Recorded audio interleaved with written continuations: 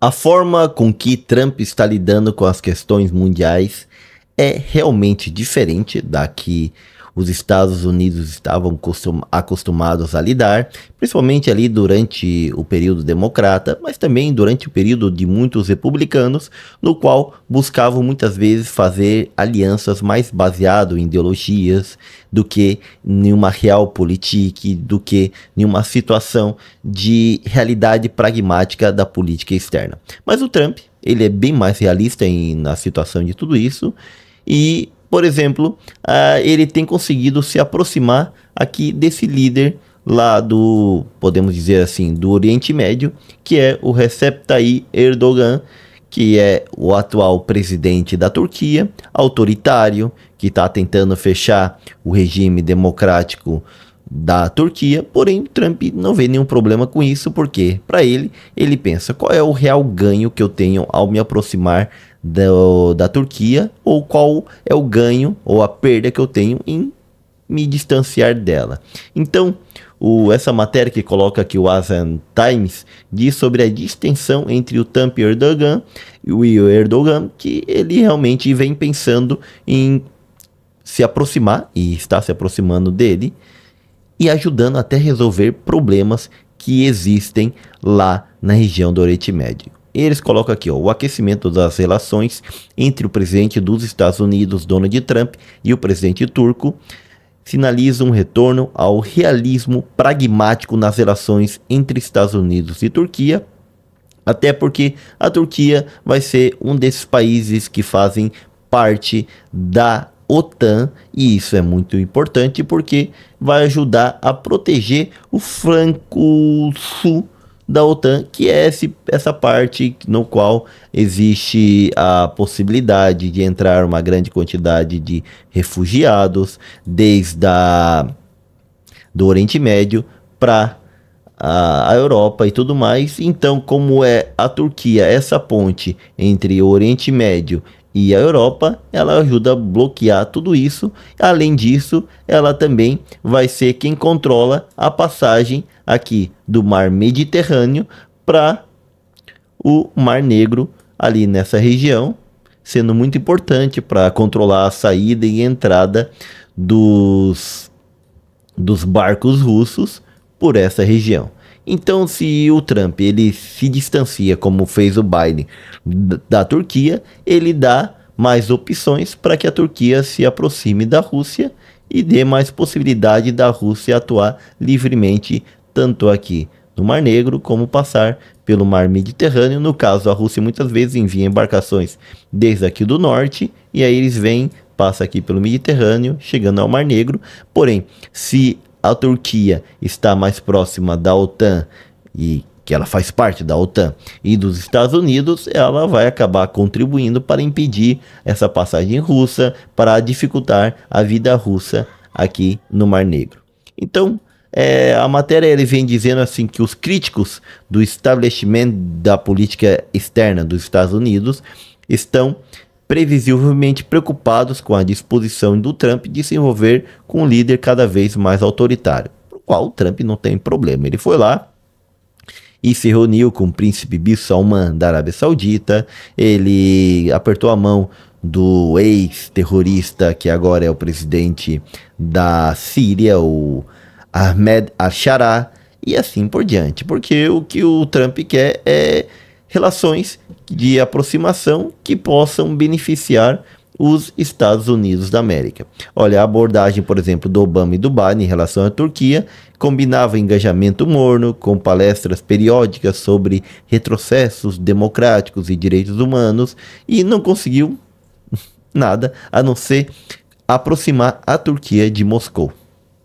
Só que a Turquia, ela quer jogar um jogo duplo, no qual ela quer ter benefícios tanto de Moscou, como da própria aproximação com a Europa e com a OTAN.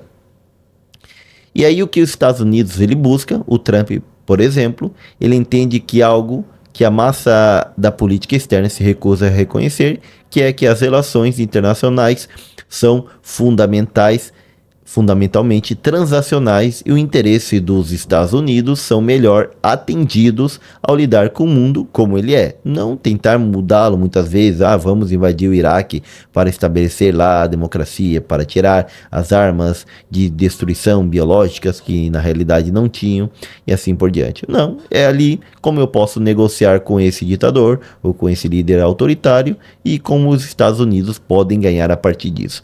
Que partindo da visão de Estado, me parece uma visão realmente mais pragmática e mais realística e mais acertada que nós no Brasil deveríamos ter também. Não importa qual o país que vamos negociar, se é uma democracia, apesar de eu defender a democracia, mas se é uma ditadura, se é uma monarquia, não importa. Devemos negociar com ele e que internamente a população desse país resolva. Nós não intervimos em outro país. Essa, creio que é uma posição mais acertada. Então, o relacionamento aqui entre Trump e Erdogan, quaisquer que sejam suas dimensões pessoais, baseiam-se em diversas áreas de genuína convergência estratégica e tudo, e foi praticamente a Turquia quem ajudou ali a Síria esses grupos aí, a tirar do poder na Síria o ex-ditador Bashar al-Assad, que era aliado de Moscou, da Rússia, e colocou outro que agora está se aproximando dos Estados Unidos, e então a Turquia acaba atuando de forma que acaba ajudando mais os Estados Unidos que a Rússia, caso ela continue aliada dos Estados Unidos.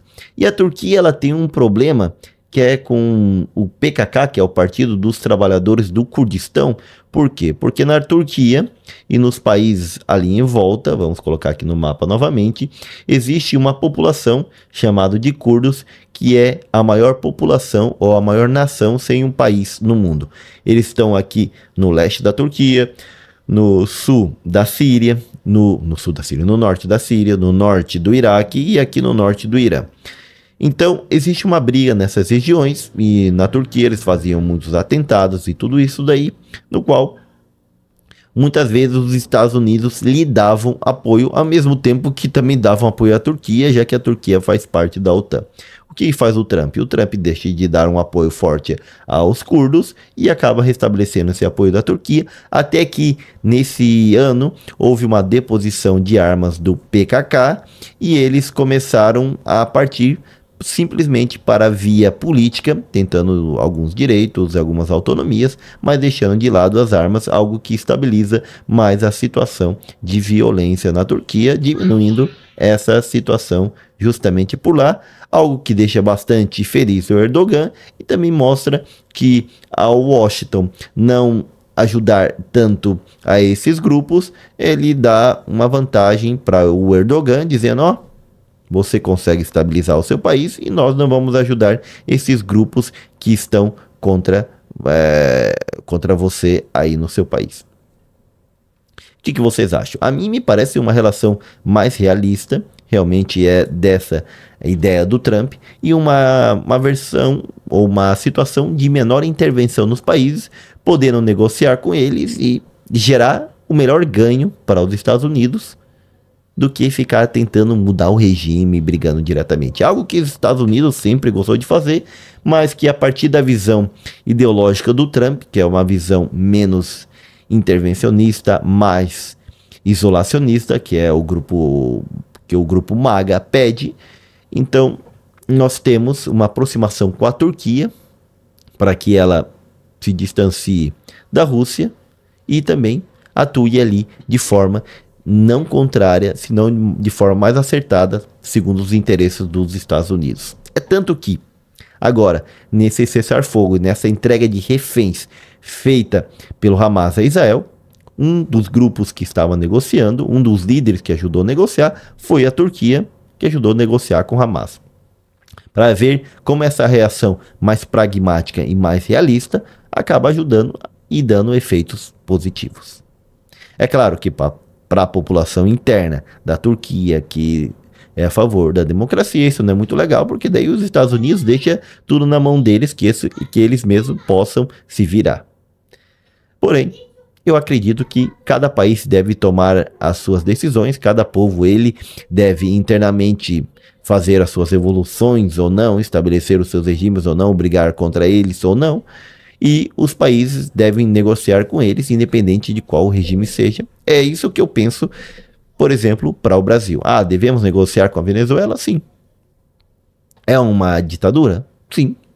Mas não importa, por isso não vamos tentar mudar o regime da Venezuela. Assim também com a Arábia Saudita, é uma monarquia absolutista, sim. Negociamos com ela e que o problema interno resolva a sua própria população. E aí, o que você acha disso? Eu sou o professor Gessé Santiago, aqui da Escola de Filosofia Política, e buscamos fazer uma análise sobre o que acontece na política nacional e internacional, porém sem políticos e sem ideologias de estimação.